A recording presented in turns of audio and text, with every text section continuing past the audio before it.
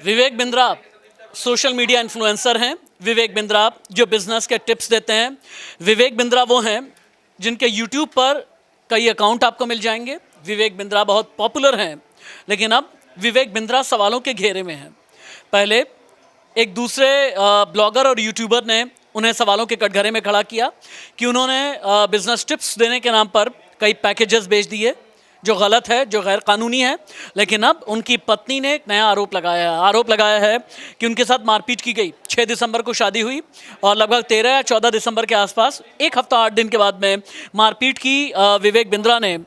विवेक बिंद्रा को लेकर के प्रदीप मेरे कोलीग हैं। विवेक क्या नोएडा में है प्रदीप? और क्या नोएडा पुलिस उनको तलाश रही है?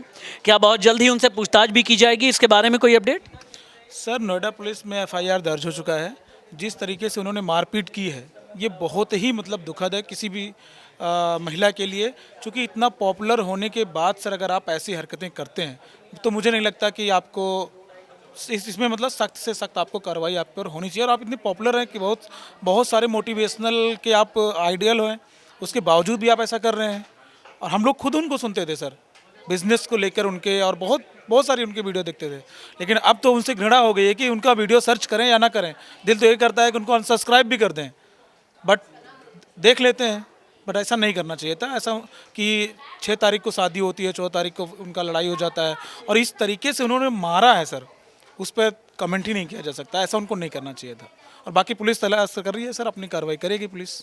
अच्छा, क्या इससे पहले भी अपने रिश्ते को लेकर के सवालों के घेरे में रहे? मैंने सुना है कि इससे पहले भी एक शादी हुई और उसमें भी उनकी पत्नी ने कई आरोप लगाए थे। सर ऐसे उनके बहुत सारे मामले हैं, वो बहुत सारे उसमें है। जैसे कुछ अगर बता सकें आप। शादी में और महेश्वरी के साथ भी उनका चल रहा है सर, कमेंट चलता रहता है, तो विवादों में हमेशा बने रहते हैं। कुछ यूट्यूबर ऐसे हैं जो लाइमलाइट में रहने के लिए ऐसा कुछ करते हुए रहते हैं सर।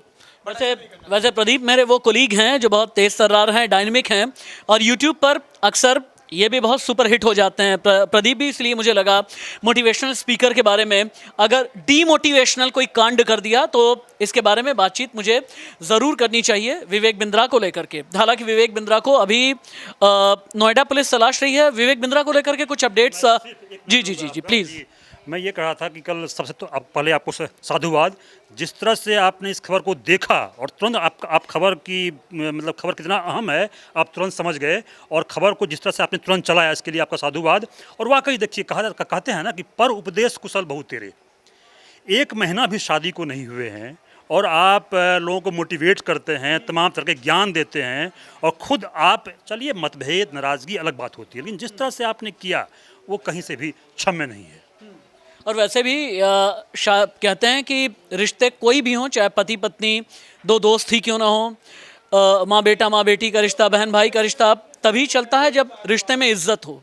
और जहाँ पर इज्जत होती है वहाँ पर आप हाथ कभी भी नहीं उठा सकते।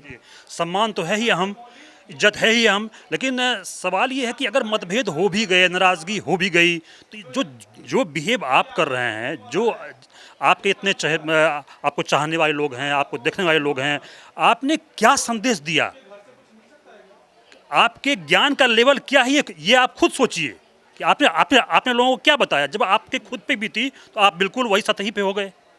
तो कहीं ना कहीं से ये बहुत ही दुखद है, और सच में कहा गया है कि दूसरे को उपदेश देना बड़ा सहज होता है।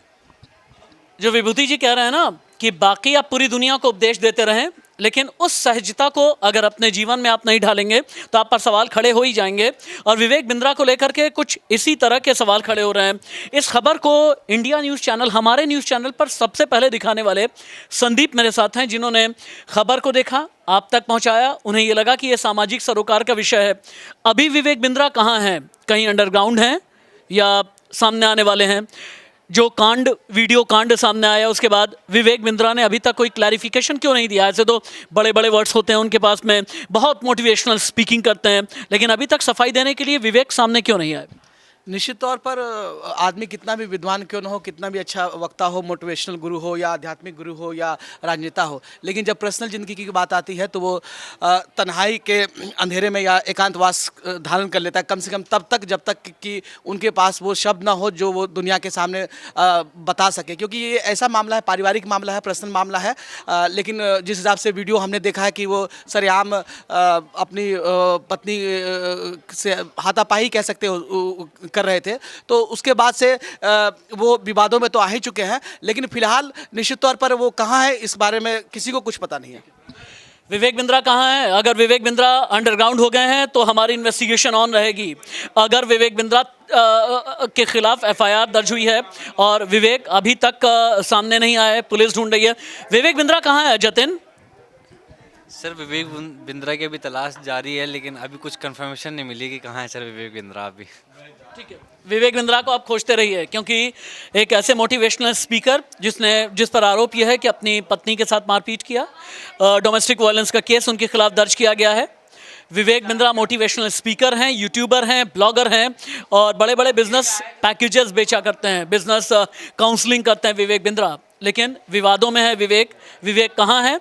विवेक को सामने आना चाहिए, आकर के जवाब देना चाहिए। पुलिस इन्वेस्टिगेशन में भी शामिल होने की ज़रूरत है। नमस्ते।